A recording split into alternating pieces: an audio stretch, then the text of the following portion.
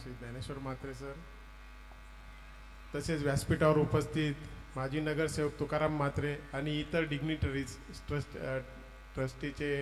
Trustees, मला या ठिकाणी चीफ गेस्ट म्हणून, प्रमुख अतिथी म्हणून बोलवलं. तसंच म्हात्रे सरांनी इंट्रोडक्शनच्या वेळेला माझ्याबद्दल जे 4 शब्द चांगले वापरले त्याबद्दल प्रथम मी त्यांचे धन्यवाद मानतो. मला मित्र म्हणून संबोधलं हे खूप मोठी गोष्ट आहे.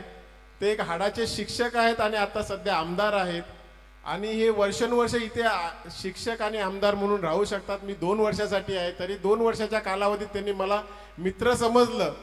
त्याबद्दल सगळ्यात प्रथम मी त्यांचे खरोखर मनापासून धन्यवाद मानतो.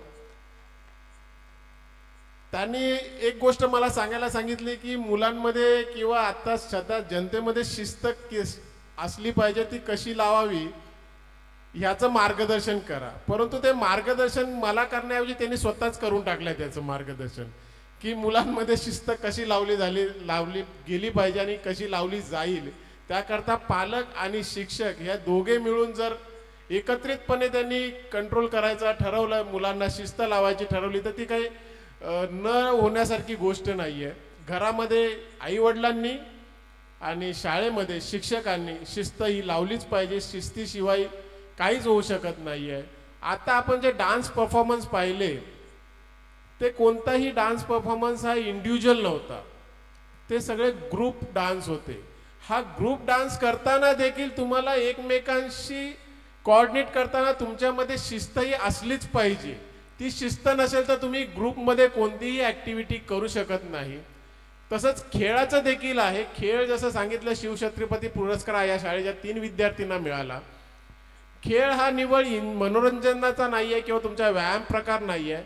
खेळाच्या वेळेला तुम्ही जो खेळ खेळता त्याच्यामध्ये जे डेडिकेशन दाखवता, त्या डेडिकेशनमध्ये तुमच्या अंगात ॲटोमॅटिक शिस्त देखील भिनत असते. ती शिस्त भिनली तरच तुम्ही त्या खेळामध्ये प्रगती करू शकता. आपण मोठमोठे खेळाडू जे ऐकतो, नावं घेतो, त्यांचं आपण रुटीन जेव्हा वैयक्तिक त्यांची गोष्टी वाचतो तेव्हा आपल्याला समजतं 5 वाजता उठून ते 4 तास एक्सरसाइज करायचे किंवा त्याचा सराव करत होते आणि डेडिकेटली, म्हणजे त्याच्यामध्ये कोणताही खंड न पाडता. ही शिस्त जी आहे ती खेळातून देखील अंगी तुमच्या येते. खेळामुळे तुमचं मानसिक संतुलन देखील खूप स्ट्रॉंग होतं. कारण जेव्हा तुम्ही हरत असता तेव्हा तुम्ही जर तुमचं मानसिक संतुलन बिघडू दिलं नाही तर ते तुम्ही तो हार ती तुमच्या जिंकण्यामध्ये बदलू शकता. त्यामुळे आणि ही जी गोष्ट आहे मानसिक संतुलन, ही तुम्हाला आयुष्यामध्ये खूप पुढे घेऊन जाते. तुम्ही खेळत असा, आता खेळत नसा, तुमची वैयक्तिक आयुष्यामध्ये देखील ती खूप महत्त्वाची आहे. त्यामुळे शिस्त आणि खेळ ह्या दोन्ही गोष्टी मुलांच्या जडणघडणीमध्ये खूप महत्त्वाच्या आहेत. त्याला प्रोत्साहन पालकांनी दिलं पाहिजे. काही पालकांचं असं म्हणणं आहे की खेळ म्हणजे नुसता व्यर्थ आहे, खेळ हा काही कामाचा नाही, फक्त अभ्यास हा नाही. आत्ताचे सगळे खेळाडू हे चांगले शिकलेले पण आहेत आणि चांगले खेळणारे पण आहेत. त्यांची मानसिक आणि शारीरिक दोन्ही वाढ होण्यासाठी खेळ महत्त्वाचा आहे.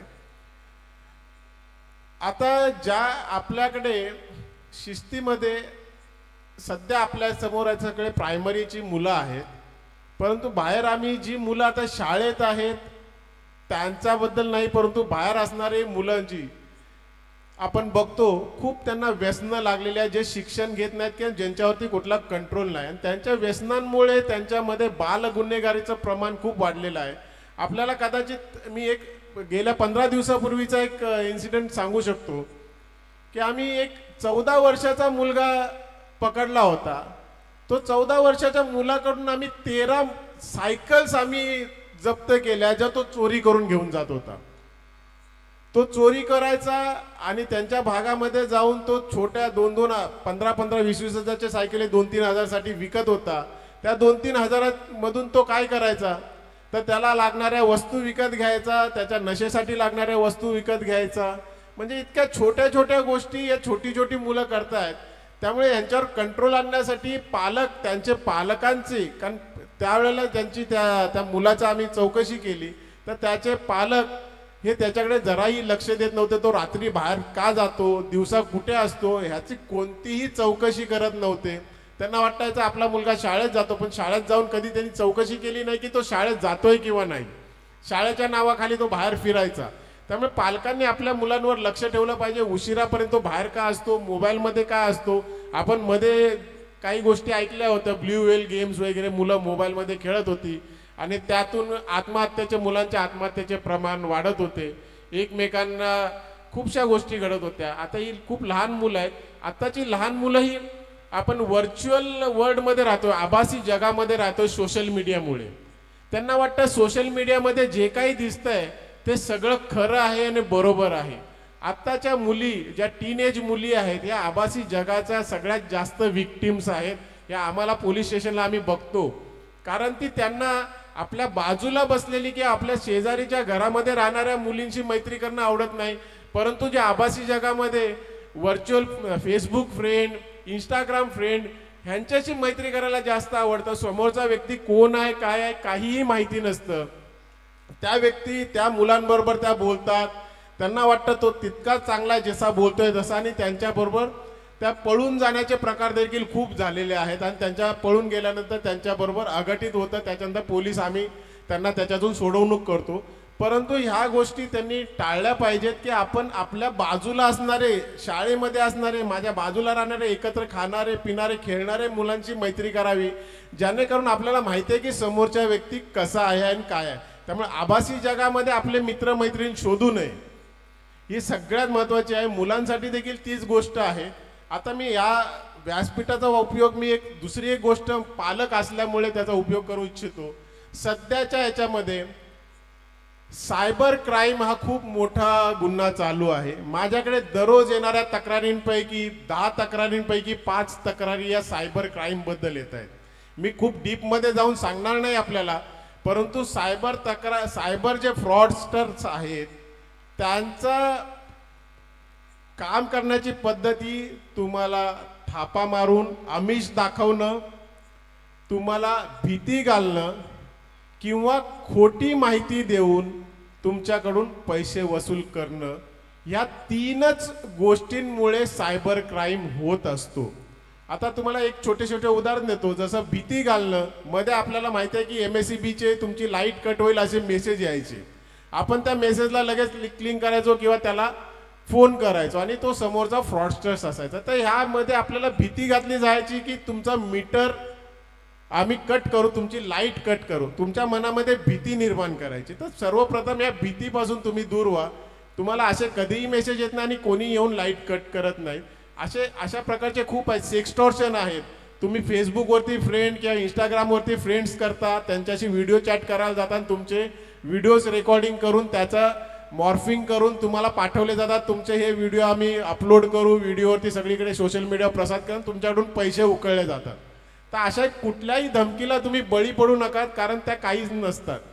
दुसरी गोष्ट आहे आमिष दाखवलं जातं तुम्हाला लगेच फायद्याचं किंवा फुकट कुठलं तरी प्रबोधन दिलं जातं. लॉटरीचे मेसेजेस येत होते.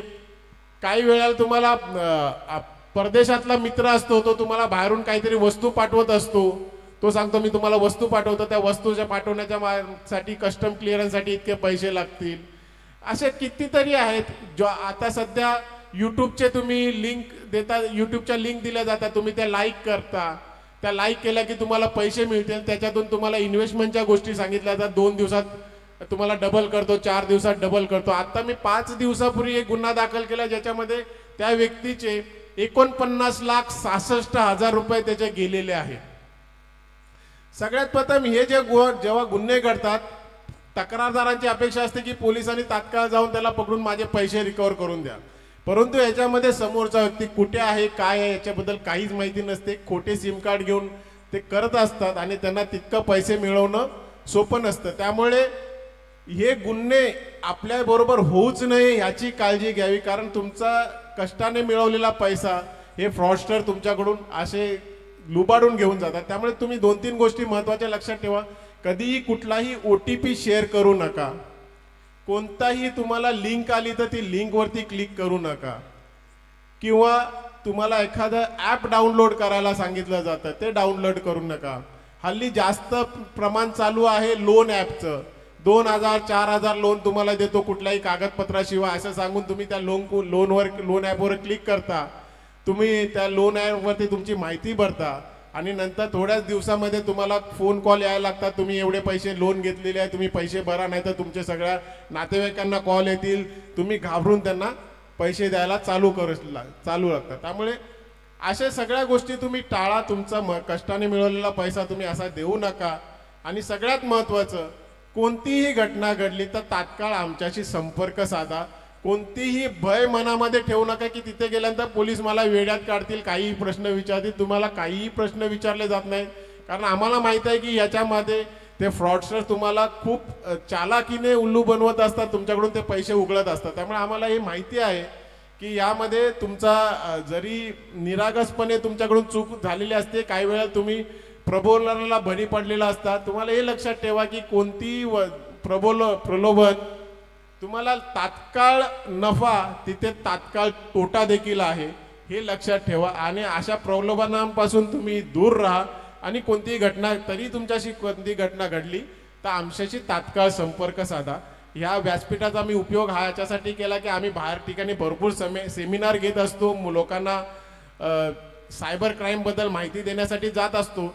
त्यावेळेला आमची अपेक्षा असते 200-300 लोक तरी जमावीत, परंतु जमलेली असतात 20-30 लोक. त्यामुळे मला हे 200-300 लोक दिसल्यामुळे मी त्याचा उपयोग करून घ्यावासा वाटला. तर तुम्ही त्याचा नक्की ह्या गोष्टीचा विचार करा. आज माझ्याकडे प्रेझेंटेशन नाही आहे, त्या बाबतीत मी तुम्हाला जास्त, आणि तुम्ही लोकांना त्या मेंटॅलिटीमध्ये देखील तुम्ही आलेलं नाहीत की माझं त्या बाबतीचं भाषण ऐकावं, म्हणून मी थोडक्यात सांगितलेलं.